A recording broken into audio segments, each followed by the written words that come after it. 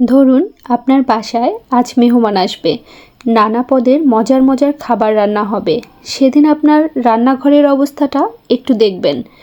এতগুলো হাঁড়ি পাতিল, কড়াই, ডেকচি, রান্নাঘরে পা রাখার অবস্থা নেই।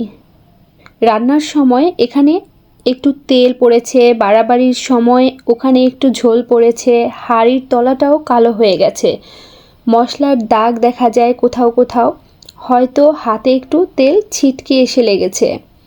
কেমন একটা অবিন্যস্ত, এলোমেলো, নোংরা সব কিছু। আজ রাতে আপনার খুব আলসেমি পেয়েছে, পাউরুটি আছে বাসায়, শুধু একটা ডিম সিদ্ধ করবেন ভাবছেন। সেদিন দেখবেন খাওয়া দাওয়ার পরেও রান্নাঘরটা এত সুন্দর, এত সাজানো, মন চাইবে আজ রাতে রান্নাঘরেই ঘুমিয়ে পড়ি। স্কুল জীবনের কথা মনে করে দেখুন, গণিত বইটি এত বেশি ব্যবহৃত হয়েছে, এত ম্যারমেরে হয়েছে যে ২-৪ পৃষ্ঠা হারিয়ে যাবার জোগাড় ৬ মাস না পেরোতেই। অন্যদিকে কৃষি শিক্ষা বইটি ছা তকতকে বছর শেষেও। মানুষও তো ঠিক তেমনই। যে মানুষ যত পরিশ্রম, যত সাধনা, যত চ্যালেঞ্জ, যত গভীর চিন্তা, যত দহন, যত ঝামেলার মধ্যে দিয়ে গিয়েছে, তার জীবনও এখানে সেখানে তেল ঝোল লেগে আছে। তত বেশি ক্ষয়ে গেছে সে, তত বেশি ক্লান্তির ছাপ তার মুখাবয়ে, ততটা অবিন্যস্ত, এলোমেলো সে।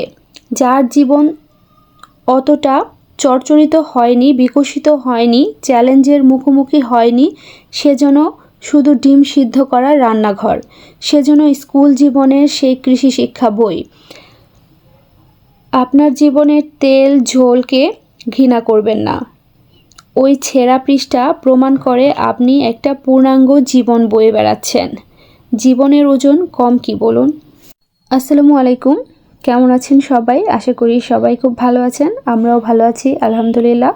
তো কথা বলতে বলতে আমার মাছটা মাখানো হয়ে গেছে, আর এখানে আমি বেগুন দিয়ে ছোটো মাছটা রান্না করছি, আর পেঁয়াজ, মরিচ আর একটু হলুদ, মরিচের ফাঁকি এগুলো দিয়ে আমি মাখিয়ে নিয়েছি। আর বাটা মশলার মধ্যে একটা রসুন আর 1 চা চামচ কাঁচা জিরা আমি বেটে এর মধ্যে দিয়ে দিয়েছিলাম।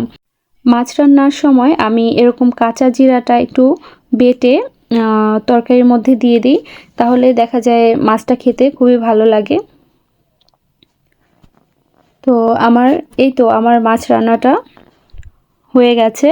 আর ছোটো মাছ আমার অনেক পছন্দ, আর দেখতেই পাচ্ছেন এটা কতটা লোভনীয় হয়েছে। তো আজ এখানেই বিদায় নিচ্ছি, সবাই খুব ভালো থাকবেন, আল্লাহ হাফেজ।